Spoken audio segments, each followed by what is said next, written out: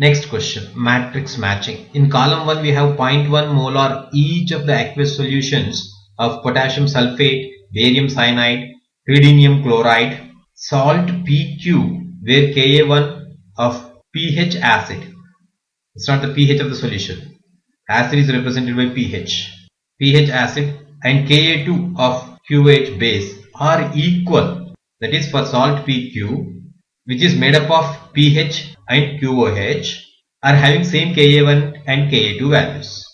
Then we need to answer by taking the PQRST given from column 2.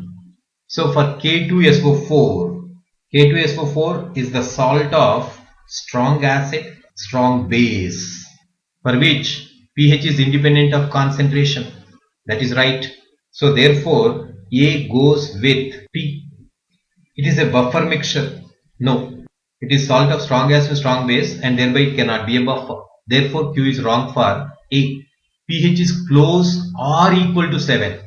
Since it is a salt of strong acid and strong base, pH is always 7. So equal to is also there. Therefore we need to choose this.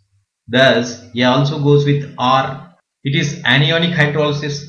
We know that salt of strong acid and strong base neither undergo anionic hydrolysis nor cationic hydrolysis. So therefore neither A goes with S nor with T. So thus for A we have only two options, P, R.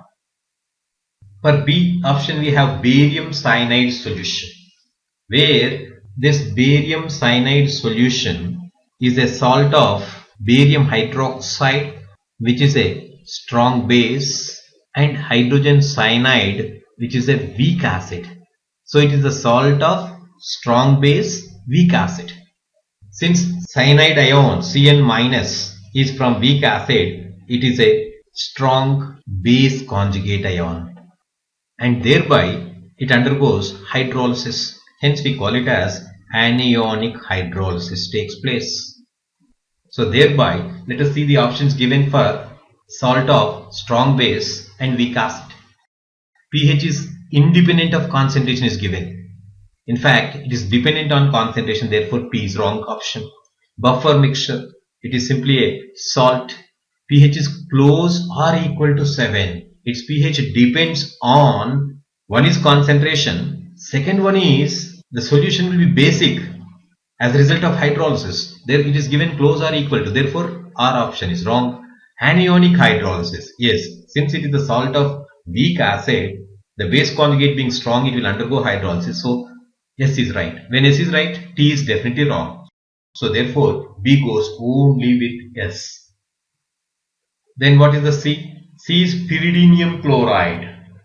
So this pyridinium chloride is a salt of pyridine, weak base, and HCl, strong acid. So therefore it is this salt pyridinium chloride which is exactly opposite of B, barium cyanide. So thereby it will undergo cationic hydrolysis. So thus for C, pH is dependent on concentration, therefore it is wrong. Buffer mixture is wrong. It is a salt, pH is closer or equal to 7.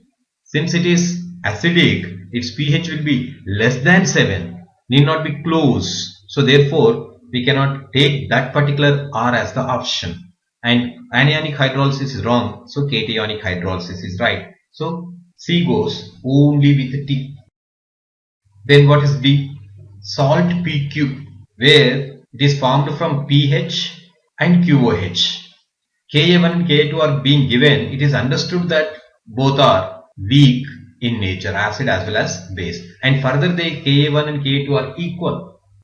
So for D salt we have PQ as the salt, and this PQ which on hydrolysis, as it is being made from pH as an acid, QOH as a base, and is given Ka1 and Ka2. The very purpose of giving Ka1 and Ka2 shows that pH and QOH are weak acid and weak base respectively, and that too given Ka1 is equal to Ka2. So thereby it acts like a salt buffer. Thus pH is independent of concentration. Yes, it is a salt of weak acid and weak base, therefore it is independent of concentration. P is right. It is a buffer salt buffer. Therefore, it's a buffer mixture is right. So pH is close or equal to 7. That too Ka1 being equal to Ka2, we have equal to 7, right? So R is also right. And anionic hydrolysis takes place, cationic hydrolysis takes place. So all P, Q, R, S, T are correct.